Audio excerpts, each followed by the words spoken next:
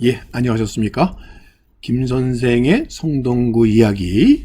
오늘은 삼산양수와 왕십리라는 주제로 이야기 나눠보도록 하겠습니다. 자, 지금 성동구에는 법정동으로 왕십리동과 도선동이 있습니다. 지난 2008년도에 이 왕십리 1동과 도선동이 합해져서 현재는 왕십리 도선동 주민센터에서 이를 관할하고 있는데요. 자, 이 도선 어린이공원에 현재 지금 사진에서 보는 것과 같은 표지석과 부조가 설치되어 있습니다. 자, 이곳은 바로 이 도선국사와 무학대사의 만남을 통해서 즉 조언을 받은 거죠. 심리를 더 가라. 이래서 새로운 국가의 도읍을 결정하는데 바로 신라 시대의 이 도선국사의 조언을 받음으로써 오늘의 한양의 법궁이라고 할 수 있는 이 경복궁 터를 잡았다. 그런 설화에 입각해서 결국 이 설화에 따라서 오늘날의 왕십리동과 도선동이 나오게 되었다는 그런 유래를 소개하는 표지석이 지금 세워져 있습니다. 자, 이런 설화와 관련을 해서 자, 왕십리라고 하니까 심리를 가라. 그래서 실제로 이 경복궁과 이 지금의 상왕십리 지역 간의 거리를 한번 측정을 해보니까 제가 도로를 따라서 직선 거리는 4km 남짓이지만 이 도로를 따라서 가게 되면 거의 5.5km 정도가 나오는데 이 조선시대에는 오늘날의 척과 달라서 지금은 십리는 4km로 계산을 하는데 이건 일제시대 때 들어온 얘기고 강점기 때 들어온 얘기고 이 조선시대에는 5.5에서 이 6km 사이였던 것으로 현재 추정을 하고 있는데 그런 것으로 보더라도 왕십리로부터 결국 십리를 가라. 그래서 그 위치가 오늘의 경복궁이라고 하는 이야기로 이렇게 일치한다는 점에서 참 신통하다, 신기하다 이렇게 얘기할 수 있겠지만 알고 보면 사실은 이미 이것이 결정되고 난 이후에 후대에 와서 만들어진 이야기였을 가능성이 더 크다 이렇게 볼 수가 있겠습니다. 그 이유 중에 하나가 현재 이곳이 지금 경복궁인데요. 경복궁 자리는 일찍이 고려시대 때의 남경터에 해당이 됩니다. 여러분들이 이 고려라고 하는 나라는 이 조선과는 조금 성격이 달랐죠. 이 고려는 흔히 소위 국제 무역을 활성화시켰던 대외적으로 굉장히 해외 교류, 해상 교류를 굉장히 중시한 개방 정책을 취했던 나라로서 이 고려의 코리아가 유럽에 깔려 알려지게 되었다는 점에서 이 조선시대의 쇄국 정책과는 상당히 차별되는 것으로 이렇게 얘기되고 있는데 당시 고려의 도읍이었던 개경 입구에 해당되는 것이 바로 예성강 하류의 병란도였죠. 그래서 이 병란도라고 하는 곳은 국제무역의 중심이 되는 곳으로 이 당시에 고려의 개방성을 드러내는 곳이라면 이 고려의 모든 시스템을 그대로 계승했던 조선이긴 하지만 조선은 이 개경이 아닌 한양으로 도읍을 옮기면서 이 사대문 안의 한양도성 외곽 지역을 성저십리를 지정을 함으로써 결국 오늘날의 그린벨트를 둠으로써 상업을 억제하는 정책을 취했을 뿐만 아니라 자유로운 해상활동을 금지시킴으로써 쇄국 정책을 취함으로써 오로지 가능한 길은 육로를 통해서만 이루어졌고 그것도 중국을 통해서만 이루어지다 보니까 소위 의주대로라고 해서 의주를 통해서 중국으로 가는 루트만이 대단히 중시되었다는 점에서 고려와 차별을 두었다 이렇게 볼 수 있겠습니다. 자, 이렇게 변화되는 과정에서 큰 영향을 주었던 즉 한양으로의 전도를 정당화시키기 위한 노력으로 등장하게 되는 것이 바로 지공선사의 예언이라고 볼 수 있겠습니다. 그가 한 예언이 뭐냐면 삼산양수간에 거하면 이 나라가 혹은 불교가 흥할 것이다. 이런 예언이었던 것이죠. 자, 지공선사는 인도에서 중국에 와서 한때 우리나라에도 왔었던 분인데요. 자, 이 지공선사의 승탑이 현재 양주 해암사에 이렇게 남아 있습니다. 자, 그의 제자가 되었던 나홍선사가 그에게 묻습니다. 어떤 곳에 도읍을 정해, 어떤 곳에 절을 세워야 결국 불교가 흥하겠습니까? 이때 바로 지공선사가 한 말이 삼산양수지간이라는 말을 하게 되었다는 것이고요. 그의 지금 승탑도 같은 해암사에 모셔져 있고요. 또 한편으로는 그가 화장했다는 곳이 남한강가의 그 신륵사의 나홍선사탑 자리에서 소위 다비가 이루어졌다 하고 그의 사리가 보존된 것이 이 탑이라고 하는 이야기가 전해오고 있는데요.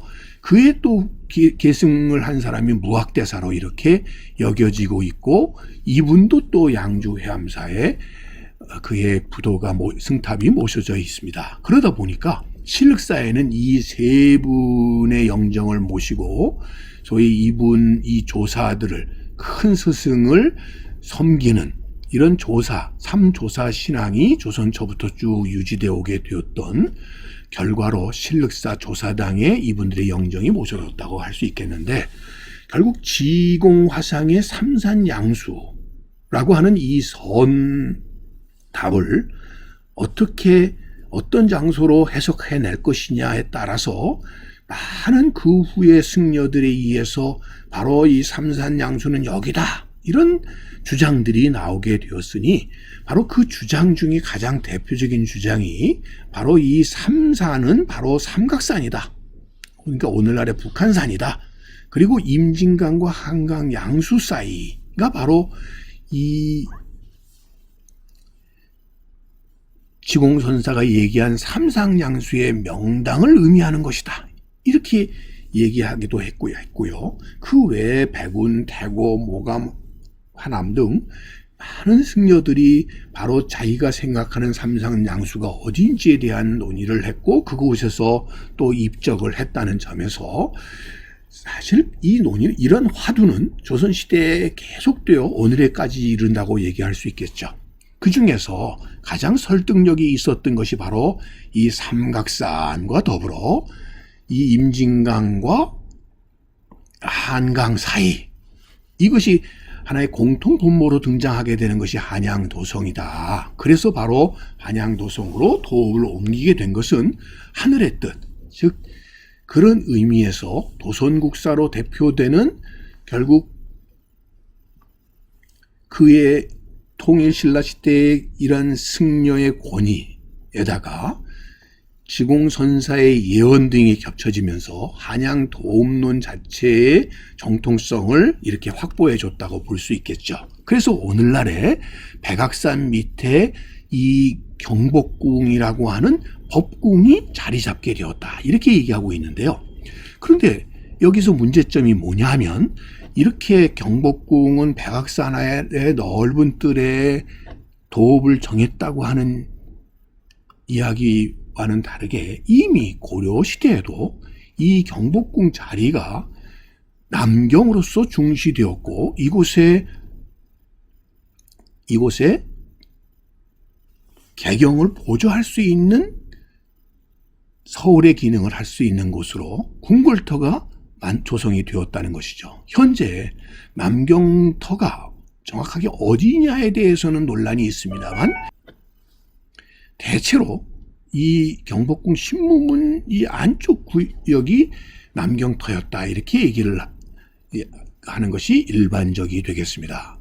자, 뿐만 아니라 일찍이 고려의 많은 왕들이 이 남경으로 왔었고요. 또 남경으로의 도읍을 옮기려는 시도도 있었다는 점뿐만 아니라 이 남경으로 오는 길에 임금님이 이렇게 임시로 행궁으로서 거처했었던 절들이 남아있고 또 그가 예불을 봤었던 마예불들이 남아있는 것들을 통해서 이 남경이라고 하는 것이 새로운 도읍지 선정됐다기보다는 이 고려의 이러한 전통이 이어져 와서 개경을 대체할 수 있는 새로운 왕궁에 새로운 국가가 세워졌다라고 해석하는 것이 온당하지 않을까 싶습니다.